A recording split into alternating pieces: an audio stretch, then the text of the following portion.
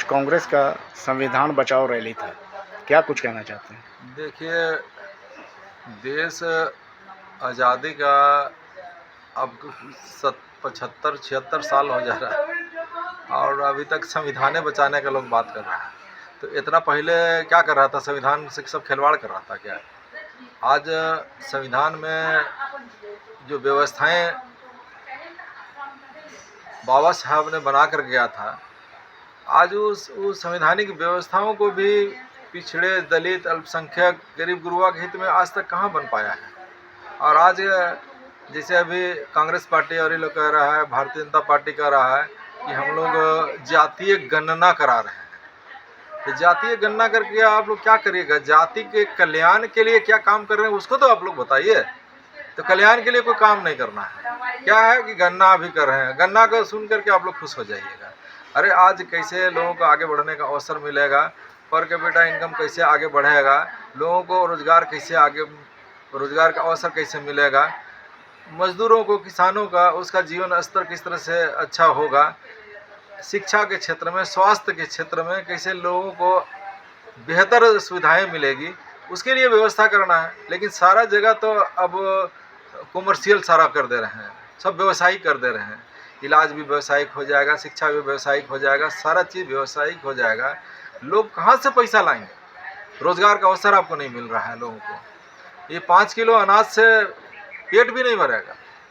लेकिन क्या है कि चलिए, डूबते को तिनका का सहारा करने की तरह अब इस तरह से बहुत बड़ा आप ढोल पीट रहे हैं कि हम 80 करोड़ जनता को 5 किलो अनाज देने का काम कर रहे हैं। अरे इतना आप सोचिए कि इतना गरीबी की ओर जा रहा है देश कि अब 5 किलो के अनाज के लिए लोगों को मोहताज अब बना दे रहे हैं। ये तरक्की नहीं है। तरक्की होता कि लोग किस तरह से मजदूर हुआ, किसान हुआ, नौजवान हुआ, उन सारे लोगों के लिए और आम जनता के लिए किस तरह से व्यवस्थाएं आप करते, तो वो व्यवस्था तो हो नहीं रहा है। देश का ध्यान कहाँ कहाँ भटकाने के लिए हम लोग के समझ से परे है कि कहाँ से कहाँ क्या घटनाएं हो रही है और देश को कहाँ ले जा रहा है। अर्थशास्त्र में कहता है कि युद्ध हो, महामारी हो और अकाल हो, इससे देश को काफ़ी क्षति होता है। कई घटनाएं होती है, वो घटनाओं को निपटने के लिए सभी तौर तरीका से अपना काम करने की आवश्यकता था, लेकिन अब उस तरह आवश्यकताओं का कहीं काम नहीं हो रहा है। कोरोना महामारी आई है, ये कोरोना महामारी सब भी तो देखिएगा कहीं न कहीं सब प्रायोजित महामारी सब आया गया था। ये तो प्रमाणित हो गया कि कोरोना महामारी जो था वो आपका ह्यूमन मेड वायरस था, ये मानव निर्मित वायरस था, जिसके चपेट में लाखों लाख लोग आ जाए। अभी वर्तमान समय में कह रहे हैं कि संविधान को बचाने का बात कर रहा है। झारखंड में ही ले लीजिए ना, हम लोग का संविधान कहाँ से बच रहा है? हम लोग का संविधान कहाँ बच रहा है? अभी आप देख लीजिए, अभी सब पिछड़े जाति का सब हितैषी बनने का बात कर रहा है। कांग्रेस पार्टी में भी कह रहा है कि हम पिछड़ा वर्ग को अब आगे लाएंगे, उसके हित में काम करेंगे। मोदी 2014 से पहले इलेक्शन में कहता था कि नहीं, हम तो पिछड़े वर्ग से आते हैं। लेकिन अब पिछड़ा वर्ग के लिए अगर इतना ही दो पार्टियां तो मेन पार्टियां हैं देश के अंदर में, कांग्रेस पार्टी और भारतीय जनता पार्टी, दो धारा है, दोनों अगर तय कर लीजिए ना, और ओबीसी को आरक्षण पार्लियामेंट में भी दे दीजिए, विधानसभाओं में दे दीजिए, उसके बाद हायर एजुकेशन में दीजिए, डिफेंस में दीजिए, तो ये सारा जगह देखने के लिए मिल जाएगा कि जुडिशरी में भी आप आरक्षण दीजिए। तो अभी भी आपको कहा है कि पार्लियामेंट में, आपका असेंबली में, जुडिशरी में, हायर एजुकेशन में और कई जगह में आज भी पिछड़े समुदाय को कोई आरक्षण नहीं मिलता है। तो जहाँ आरक्षण नहीं है वहाँ पर आरक्षण दीजिए ना, तब लगेगा कि हाँ आप पिछड़े समाज का हितैषी हैं। तो वास्तव में दोनों पार्टी ढोंग ना करें कि संविधान बचाने के लिए, पिछड़ों को न्याय देने के लिए, ये सब ढोंग जो चल रहा है ना, ये ढोंग को बंद करिए।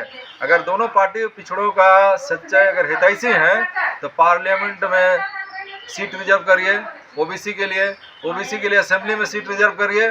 और मंडल कमीशन कह दिया कि 27% आरक्षण दिया जाएगा, पार्लियामेंट से पास हो गया है, लेकिन वो 27% आरक्षण पिछड़ों को कहाँ मिल रहा है? झारखंड में ये देख लीजिए, पिछड़ों को आरक्षण कितना मिलता है? 14% मिलता है। अरे जब देश का सर्वोच्च संस्था से पास होकर चला गया कि 27% आरक्षण मिल रहा है, तो हम इसमें तर्क देते हैं कि कहीं सुप्रीम कोर्ट जब कोई डिसीजन दे देता है तो कोई हाईकोर्ट का पावर नहीं है कि उसमें अमेंडमेंट कर दे या उसका पुनर्विचार करके फिर उसमें कोई संशोधन करेगा। यहाँ तो शर्मनाक स्थिति बन गया। पार्लियामेंट 27% आरक्षण दे दिया और यहाँ झारखंड में 14% आप दे रहे हैं। इसका मतलब देश का सर्वोच्च संस्था का भी निर्णय का आप लोग पालन नहीं कर रहे हैं। इस तरह से संवैधानिक व्यवस्थाओं में भी पिछड़ों के साथ में जो आप लोग अन्याय कर रहे हैं, उसमें दोनों पार्टी समान रूप से दोषीवार है, कांग्रेस पार्टी भी और भारतीय जनता पार्टी भी। कौन सा ये लोग सम्मान का बात कर रहे हैं और कौन सा संविधान को बचाने का बात करता है, ये हम लोग के समझ से परे है। अगर वास्तव में संवैधानिक व्यवस्थाओं का सही तरीका से लाभ देना चाहते हैं, और दोनों पार्टियां आज पार्लियामेंट में भी कह रहे थे कि हम लोग पिछड़ों को आगे बढ़ने का अवसर देना चाहते हैं, न्याय देना चाहते हैं, जातीय गणना कर रहे हैं। अरे जातीय गणना का बात छोड़िए ना, आप सबसे पहले पार्लियामेंट में बिल लाइए। ये पार्लियामेंट से लेकर, असेंबली से लेकर, जुडिशरी से लेकर, हायर एजुकेशन से लेकर, डिफेंस से लेकर, प्रत्येक जगह में पिछड़ों को 27% आरक्षण देंगे, तब समझ में आएगा यहाँ आप लोग पिछड़े समुदाय का हितैषी हैं। उसी तरीक़ा से अन्य दलित समुदाय के लोग, आदिवासी समुदाय के लोग, उन लोगों को भी जुडिशरी में, हायर एजुकेशन में, डिफेंस में अभी भी रिजर्वेशन उनको नहीं मिला है। आज देख लीजिए, अब जितना भी यूनिवर्सिटी का वाइस चांसलर हुआ, डीन हुआ, डायरेक्टर हुआ, लेक्चरर प्रोफेसर हुआ, सेंट्रल यूनिवर्सिटी से लेकर सब जगह काउंट करिए, कितने पिछड़े हैं, कितने दलित हैं, कितने आदिवासी हैं। इस तरह से कहते हैं कि संविधान लागू कर रहे हैं। यह झारखंड में तो और हास्पद स्थिति है। कांग्रेस पार्टी मिलकर सरकार चला रही है, आउटसोर्सिंग से बहाली कर रहा है। आउटसोर्सिंग से बहाली करने में ना पिछड़े को आरक्षण मिलता है, ना आदिवासी को आरक्षण मिलता है, ना दलित समुदाय को आरक्षण मिलता है। बाबा साहब ने किस तरह संविधान बनाया था, आरक्षण का व्यवस्था किया कि पिछड़े दलित समुदाय को भी आगे बढ़ने का एक रास्ता थोड़ा सा दिया हुआ था। आज उसको भी तो पूरा बंद आप लोग कर रहे हैं, और इसके बाद कहते हैं कि हम संविधान को बचाने का बात करते हैं। ये किस तरह का ढोंग कर रहा है, पब्लिक के बीच में दिग्भ्रम पैदा करना चाहता है और लोगों का हितैषी बनने का खोखला दावा है। इसलिए सभी लोगों से, सभी राजनीतिक दलों से अपील है कि आप सब लोग सही तरीका से सही काम करिए और लोगों को न्याय दीजिए, आगे बढ़ने का अवसर दीजिए और सबको सम्मानजनक जीवन जीने का अवसर दीजिए जो संविधान में व्यवस्था है।